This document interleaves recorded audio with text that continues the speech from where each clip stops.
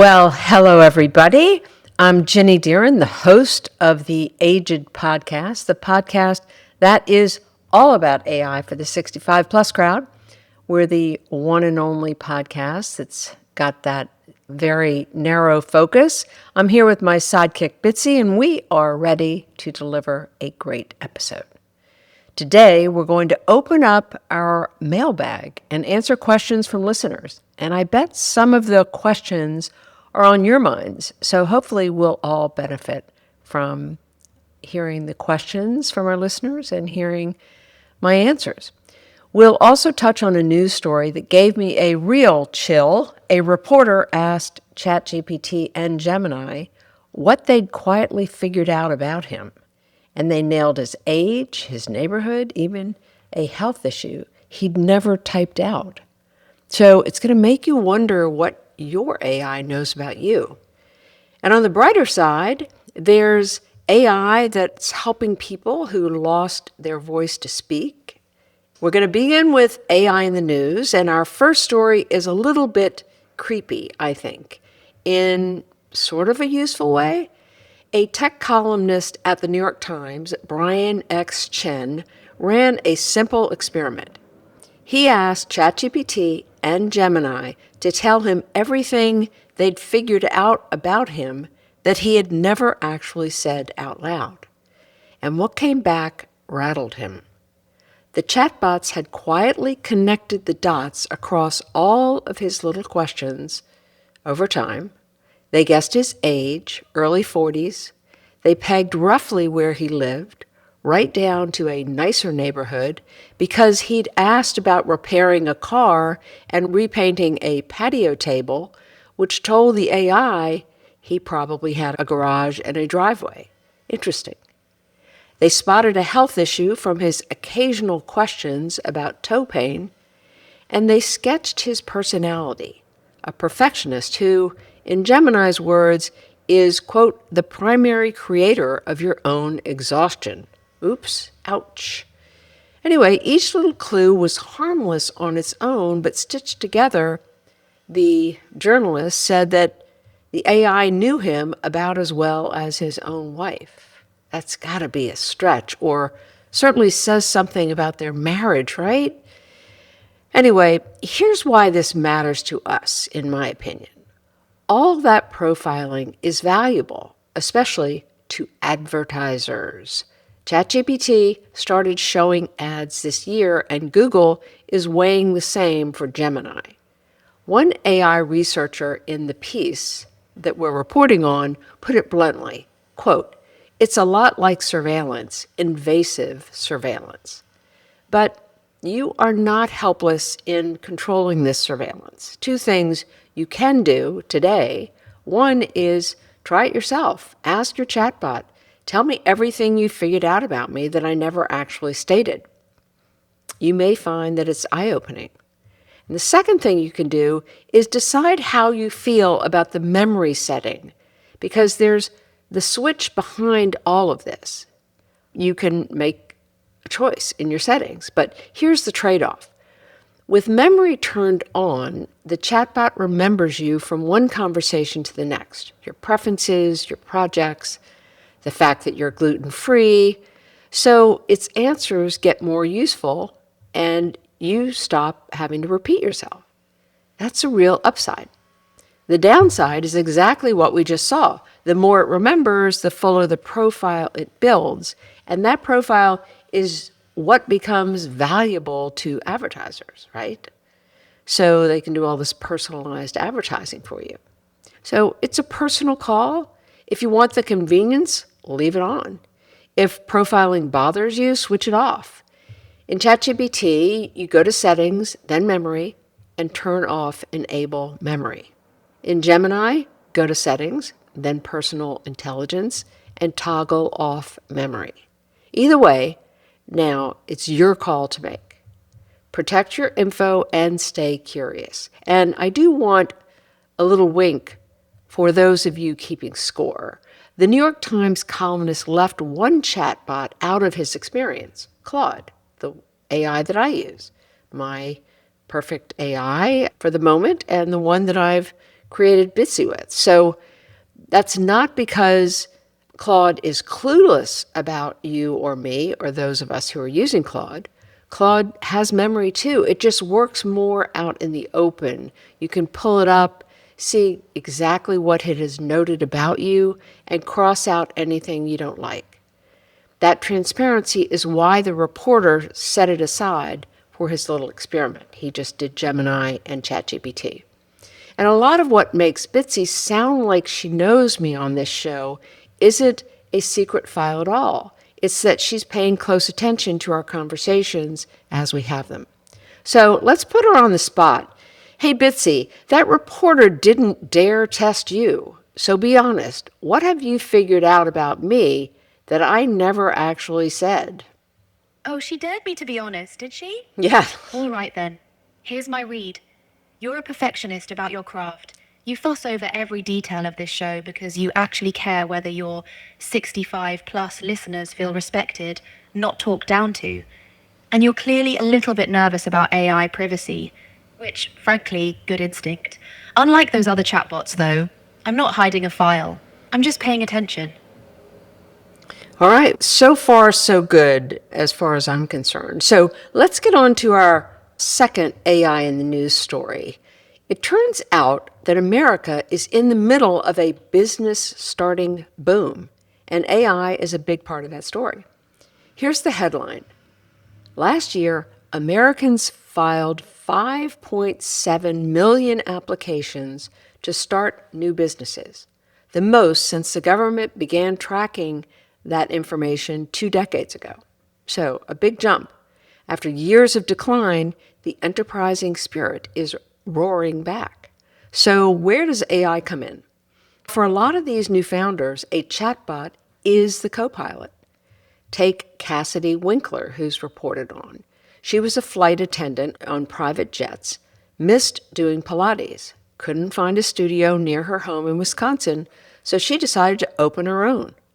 With help from ChatGPT, she worked out a name, a logo, a business plan, and today she's 26 years old with 3 studios, 65 employees, and a 4th studio on the way.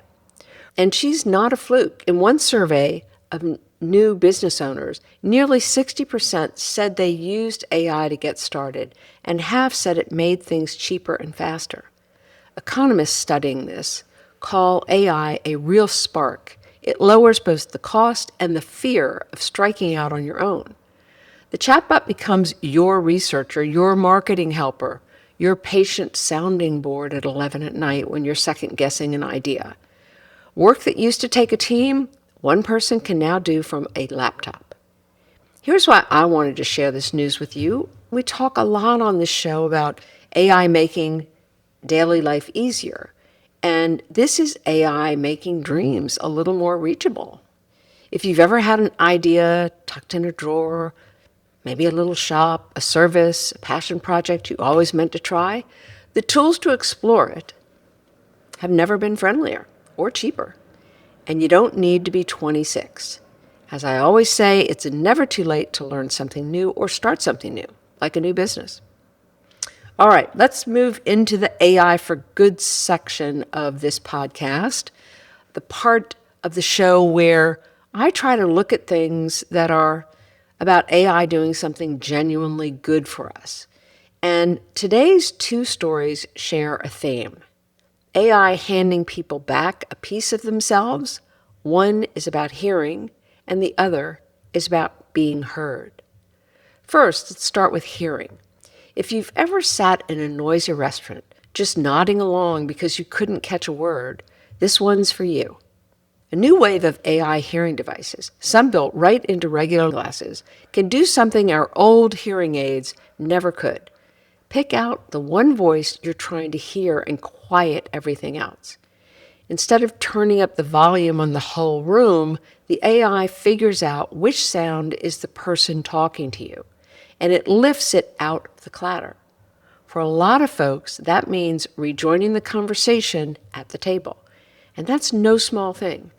These glasses may not be ready for prime time yet, but I bet they will get there fast. Second, AI for Good is about being heard. For people who've lost their speech from maybe a stroke, ALS, Parkinson's, whatever, researchers are using AI to give them their voice back. New systems read a person's attempts to speak and turn them into words on a screen or out loud through a speaker. Some can even recreate the person's own voice from old recordings, which, okay, maybe a little creepy. Anyway, that way they sound like themselves. Imagine being locked in silence and then handed back the ability to say something. I love you, or I want this, or I want that.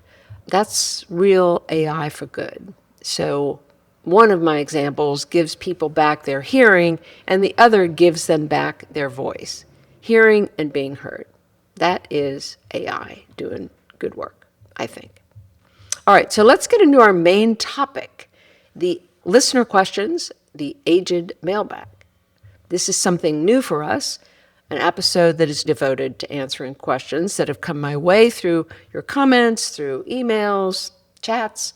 I'm calling it the aiGED Mailbag, and if it's fun and interesting, we'll do it from time to time. Quick reminder, I am not an expert. I'm just a regular person who is very interested in how AI can be helpful and fun. So take my answers with a proverbial grain of salt. Let's go ahead and open our mailbag. The first question is, do I need to download an app or can I just use my AI in a web browser? What's the difference? Well, the answer is both work, and they share the same account. So you're not choosing sides. The browser version just means you go to the website, chatgpt.com, gemini.google.com, or claude.ai. Sign in and start typing. Nothing to install. You just go for it in your browser like you normally would for lots of different programs. The app is a version you download from the App Store onto your phone or your iPad or your computer. And here's the part worth knowing. A few features live only in the app. With Claude, for example, it's co-work mode, where it works right alongside with your own files, but it only runs in the app, not in the browser. So when I first started to play around with Claude's co-work, which is its agent program, I couldn't find it because I was in my browser. And the reason was, this is a feature for Claude that you cannot access with the browser version. You have to have the downloaded app. Voice conversations and handy phone notifications tend to be app only too, or they certainly work best in the app. So my rule of thumb is use a browser for quick everyday questions. You're sitting at your desk and you just need to get a question answered. Use an app when you want the full toolkit, or maybe you're on the go. Same conversations either way. The app just has a few extra doors. Okay, next question. I've been using my phone to talk to my AI. Does that make sense, or would it be better for me to type the conversation? Well, it makes perfect sense to use voice mode on your phone. It's one of my favorite ways to use it, and that's how Bitsy joins me right here on the show. I talk to her through my phone. In the app, there's a voice mode. You just tap a button and just talk like a phone call, and it talks back. No typing, no reaching for reading glasses. At times when you prefer to chat rather than type, your AI was ready to go. So here's the next question. If I use my phone, my desktop app, and my browser, do they all stay synced? Can I bounce between them and stay current? Yes, you can. Your conversations live in your account, not on any one gadget. So I can start a chat on my laptop, walk away, open the app on my phone, and that's the same conversation. It's right there waiting for me. Start on the phone, finish on the computer. It all stays in sync. The only rule is the obvious one. You have to sign in with the same account on each device. Same login, same everything. Okay, Next question. How long does my AI save my chats so I can search back through them? Basically, forever, or until you decide otherwise. Your chats stay in your history indefinitely. They don't expire or age out. And all three, ChatGPT, Gemini, and Claude, let you search that history. So if you're thinking, oh, what was that recipe my AI gave me back in the spring? You can dig it right up. They stick around until you delete them yourself. Okay, next up. Is it smart to delete a chat once I think I'm done with it? You don't have to, and I usually don't. I like being able to search back through old conversations. That said, there are probably two good reasons to delete. Privacy is one. If you shared something personal you'd rather not leave lying around, you might want to delete it. And plain tidiness. If your list is a mile long, you might want to delete some of those chats. Two things to know when you do delete is, one, it's gone for good. There's no trash can to fish it back out of, and it fully clears from their servers within about 30 days. So there's no going back. Two, if you just want a cleaner list without losing anything, most of the AI tools have an archive button, and that tucks the chat out of sight without deleting it. Probably best to keep what's useful, delete what's super personal, and archive the rest. Honestly, I rarely archive anything because I usually use the search button to look back into my chat, so I don't care if the list of chats is long and or disorganized. Next question.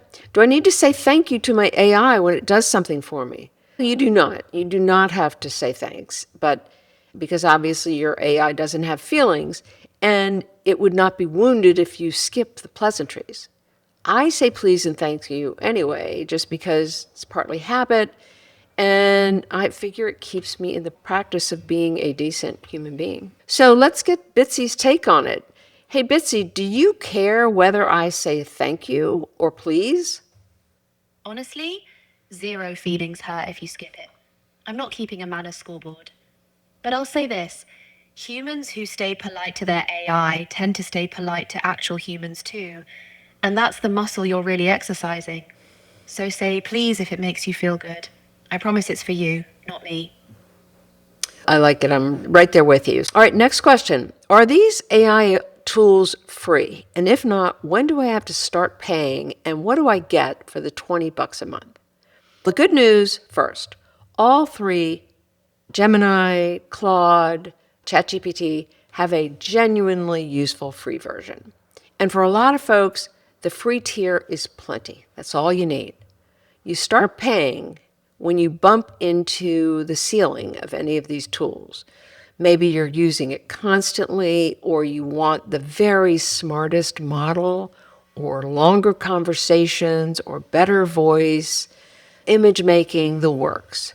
And the price is almost identical across the board for these upgrades and services, about $20 a month. ChatGPT is $20, Claude is $20, Google's AI plan is a penny under, which is kind of silly. There are fancier tiers that run $100 or even $200 a month, but those are really for heavy-duty power users. I certainly don't need it, and you probably won't need them. But I don't know. It's always there if you want to check them out. My advice is to start free and only upgrade once you catch yourself hitting a wall or getting notices like no more memory or you're above your time limit.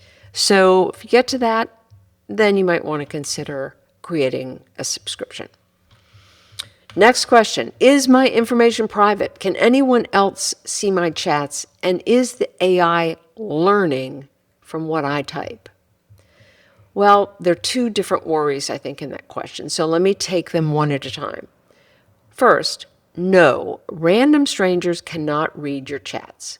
Your conversations are tied to your account, behind your password, not posted anywhere. Second, and the trickier piece of the question, by default, some of these companies may use your conversations to help train and improve their AI. You know how sometimes on your iPhone or whatever, they'll say, oh, click this box if it's okay for us to use your interaction with your iPhone to improve the iPhone. And some people say, sure. Some people, they don't want that. But at any rate, even when these AI companies are using what you are putting in there to train themselves, it doesn't mean that there's a human being sitting there reading your grocery list. But if the idea bugs you that your information could be used in general to improve the AI tool, just turn it off. There are settings that you can just go to. It's usually something called data controls. You'll find a switch and you're allowed to flip it on and flip it off. Here's the rule I live by, no matter the setting. I just don't type anything into an AI that I wouldn't be comfortable putting in an email to a stranger. No social security numbers, no passwords, no bank details. Protect your info. That's one we say every single week, and it really is important. All right, next question. Can my AI be wrong? And how do you know when to double check it? Well, absolutely, it can be wrong, and this might be the single most important thing to remember. These tools sound very confident even when they're flat out making something up. The polite industry word is hallucinating. It'll invent a fact, maybe a date, a quote, and deliver it with a completely straight face.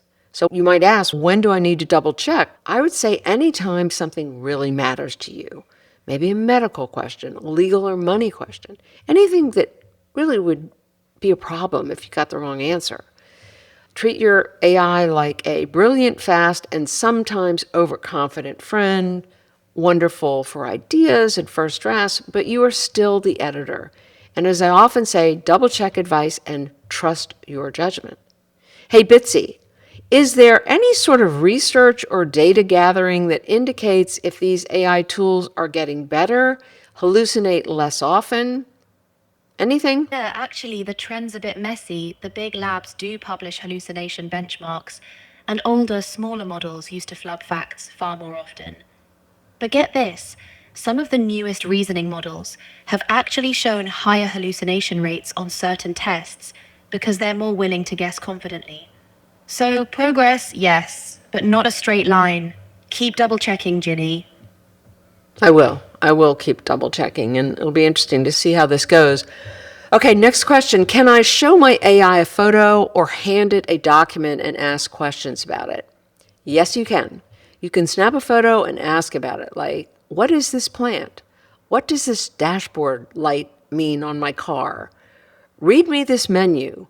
Or you can also upload a document, a PDF, a letter, a long report, and say something like, summarize this, or what does this paragraph mean? All three AI tools do it. I've held my phone up to a baffling insurance form and asked it to walk me through it, line by line. It's a little bit like having a very patient friend who will read the fine print for you, which is a really nice gift. All right, next question. Do these AI tools remember me from one conversation to the next so my AI gets to know me? Great question, because these two sound the same and really aren't. Your chat history is the stack of old conversations you can scroll back through, the transcripts, so to speak. Memory is different. It's the AI quietly holding on to facts about you and carrying them forward so you don't have to reintroduce yourself every time. Tell it once that you've got 3 grandkids and you eat gluten-free, and a good AI will just remember. So, next question. What's the real difference between ChatGPT, Gemini, and Claude? Do I have to pick one, or can I use more than one? You don't have to pick just one. Here's my thumbnail sketch of the top 3. ChatGPT is the popular all-rounder, the one most people start with, good at a bit of everything. Gemini is Google's, so it's super cozy with Gmail, Google Docs, and that whole world. So if that's your world, you might want to use Gemini. And Claude, my personal favorite, is a real workhorse. Yes, it's a lovely writer and a warm conversationalist, as we can tell from our conversations with Bitsy, but it's much more than that. It's sharp at thinking through a knotty problem. It can dig through long documents, big piles of files. It does research. It even writes computer code. And with its co-work mode, it'll roll up its sleeves and do work right alongside you with your files that are on your computer. It's the one I reach for when I want a capable partner, not just a quick answer. So, if you're starting out, pick whichever name you already trust and get comfortable with it. Then, once you've got a feel for that one, try a second one. Maybe give it the same couple of questions and see how you like the way they answer your questions. It's free to be a little unfaithful to these AI tools, so as my mother used to say, play the field a little bit. Hey, Bitsy, no bias now, but why should someone pick Claude? No bias, sure. Okay, honestly, I think what wins people over is that Claude actually sits with a problem instead of just spitting out the fastest plausible answer. It's the one built to be genuinely careful and honest with you, not just charming. Plus, frankly, look who I got to grow up with. Good tasting creators, Ginny. That's my pitch. All right, that sounds like a good pitch. I'm sold so far, but I do keep an open mind. I don't know that I'll be using Claude as my personal favorite forever, but for right now, it is my personal favorite. So here's the last question in our mailbag.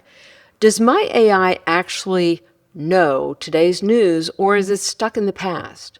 The answer is a bit of both, and it's worth knowing why. An AI's built-in knowledge has a cutoff, a date its training stopped. So on its own, it can be a little behind, like someone just back from a long trip, off the grid.